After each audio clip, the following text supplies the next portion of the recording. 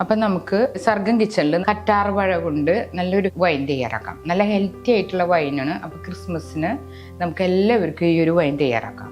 കറ്റാർ വാഴ കൊണ്ട് വൈൻ തയ്യാറാക്കുമ്പോൾ നമ്മൾ യെല്ലോ കളറിലൊരു ദ്രാവകം ഇങ്ങനെ വരും. 2 മണിക്കൂറെങ്കിലും ഇങ്ങനെ കുത്തി നിർത്തി കഴിഞ്ഞാൽ അത് ക്ലീൻ ആയിക്കോളും. എന്നിട്ട് വേണം നമ്മൾ കറ്റാർ വാഴ കട്ട് ചെയ്യാനായിട്ട്. ഈ 2 വശം മുള്ളു കട്ട് ചെയ്ത് ചെറിയ ചെറിയ പീസുകളാക്കി ഇട്ടിട്ട് വേണം നമ്മൾ വൈൻ തയ്യാറാക്കാൻ. പിന്നെ വേണ്ടത് 3 ചെറുനാരങ്ങയുടെ നീര്, പിന്നെ കുറച്ച് ഏലക്കായ, 2 കഷ്ണം പട്ട, കുറച്ച് ഗ്രാമ്പു, പഞ്ചസാര. 1 കിലോ കറ്റാർ വാഴ 1.5 കിലോ പഞ്ചസാര വേണം. അങ്ങനെ എടുക്കണം. ഭരണി നല്ലോണം നല്ല ചൂടുവെള്ളത്തിൽ കഴുകി നല്ലോണം വെയിലത്ത് വെച്ച് ഉണക്കിയെടുത്ത ഭരണിയാണ്. കറ്റാർ വാഴ ഇത് നമ്മൾ വീട്ടിലുണ്ടായ കറ്റാർ വാഴയുടെ തണ്ടനിയാണ്. അത് നമ്മൾ ജസ്റ്റ് എല്ലാ ഇലയിനൊന്ന് പോകാൻ വേണ്ടി ഒന്ന് കട്ട് ചെയ്തെടുത്തിട്ടുണ്ട്. എന്നിട്ട് ഇതുപോലെ ഈ ആരുമുള്ളുണ്ടല്ലോ അത് കളയാമെന്ന്. അതിന് ശേഷം നല്ല കട്ടിയുള്ള കറ്റാർ വാഴയാണ്. അത് ശേഷം നമ്മൾ ഇതുപോലെ ചെറുതാക്കിയിട്ട് കട്ട് ചെയ്തിടാം.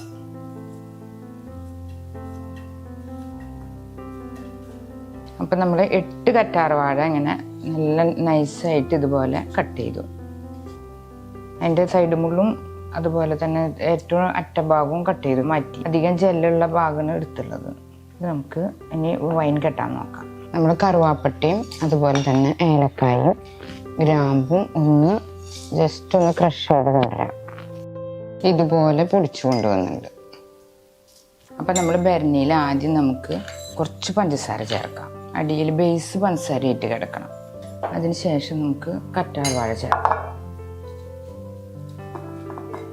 അപ്പം നമ്മൾ 8 കറ്റാർ വാഴയാണല്ലോ എടുത്തുള്ളത്. 1 കിലോ കറ്റാർ വാഴയ്ക്ക് ഏകദേശം ഞാൻ കണക്ക് പറയണം. 8 കിലോനാകുമ്പോൾ 1 കിലോൻ്റെ മേലെ ഉണ്ടാവും. അപ്പോൾ നമ്മൾ അതിനനുസരിച്ച് 1.5 കിലോ പഞ്ചസാര അങ്ങനെ ഒരു കണക്കിൽ വെച്ചിട്ട് വേണം ചേർക്കാനായിട്ട്. ഇതിലേക്ക് നമ്മൾ ഏലക്കായും ഗ്രാമ്പും കറുവാപ്പട്ടയും കൂടി പൊടിച്ചത് ചേർക്കാം. അതിനുശേഷം പഞ്ചസാര ചേർക്കാം.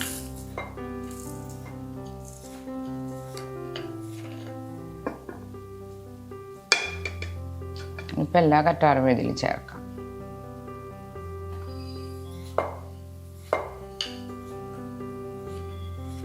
കറ്റാർ വാഴയ്ക്ക് ഒരു കയ്പ്പ് വരും, പച്ച കളറുള്ള കാരണം.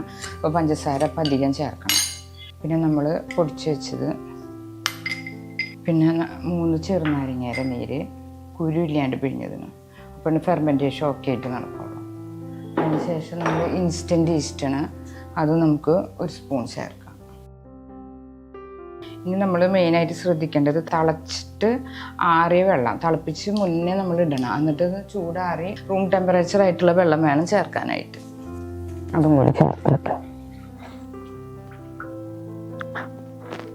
ഭരണിയുടെ 3/4 ഭാഗം പാടുള്ളത് ഞാൻ കുറച്ച് മാറ്റണം, വേറെ കുപ്പിയിലേക്ക് മാറ്റണം. നല്ലോണം ഉണങ്ങിയ മരക്കയിലെടുത്ത് നമുക്ക് നല്ലോണം ഒന്ന് ഇളക്കാം. ഇതൊരു 15 ദിവസം കൊണ്ട് നമ്മൾ കെട്ടണ വൈനാണ്. അപ്പം ഞാൻ ഭരണി നിറഞ്ഞപ്പോൾ ഞാൻ ചെറിയൊരു കുപ്പിയിലേക്കും കൂടി മാറ്റി. എന്നിട്ട് എല്ലാതും നല്ലോണം ഒന്ന് മിക്സ് ചെയ്തു. അളവുകളൊക്കെ ഓക്കെ ഇതുപോലെ തന്നെ. അപ്പോൾ പിന്നെ അതിലേക്ക് നമ്മൾ അവസാനമായിട്ട് നമ്മൾ 2 വറ്റൽമുളകും കൂടി പൊട്ടിച്ചിടാം. അപ്പോൾ നല്ലൊരു വൈനിന് നല്ല വീര്യം കിട്ടും. 2 വറ്റൽമുളക് പൊട്ടിച്ചിട്ടുണ്ട്. എന്നിട്ടൊന്ന് മിക്സ് ചെയ്ത്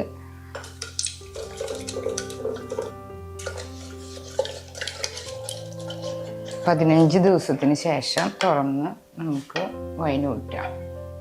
ഇതുപോലെ ജസ്റ്റ് ഒന്നിങ്ങനെ മൂടാം. എന്നിട്ടൊരു തുണി എടുത്തിട്ട് കവർ ചെയ്തിട്ട് ഒരു ഇരുട്ടുള്ള സ്ഥലത്ത് വയ്ക്കാം. ഇതുപോലെ ഒരു തുണി വെച്ച് ഭരണിയിലായാലും അതുപോലെ ഈ കുപ്പിയിലായാലും ഒന്ന് ലൂസിൽ വേണം അടപ്പ് വയ്ക്കാനായിട്ട്.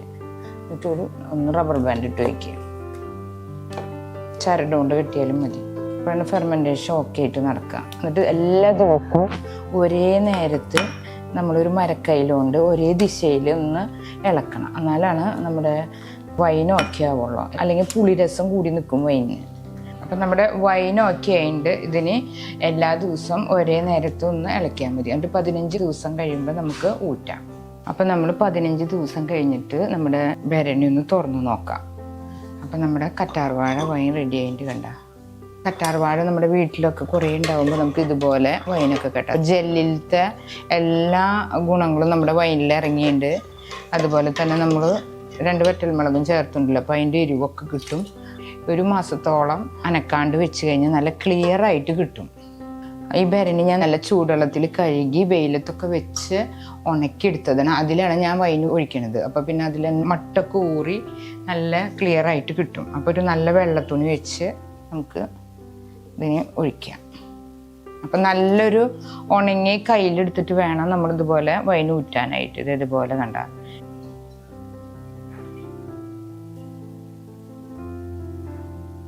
ഇതാണ് പിശട്. അപ്പം നമുക്കിത് നല്ലോണം ഒന്ന് ജസ്റ്റ് ഒക്കെ ഒന്ന് പിഴിഞ്ഞിട്ട് മാറ്റിക്കഴിഞ്ഞാൽ എല്ലാം ഇത് കണ്ട ഇതുപോലെ ഇങ്ങനെ ആക്കി കഴിഞ്ഞാൽ എല്ലാതും ഇങ്ങനെ ഊർന്നു വരും.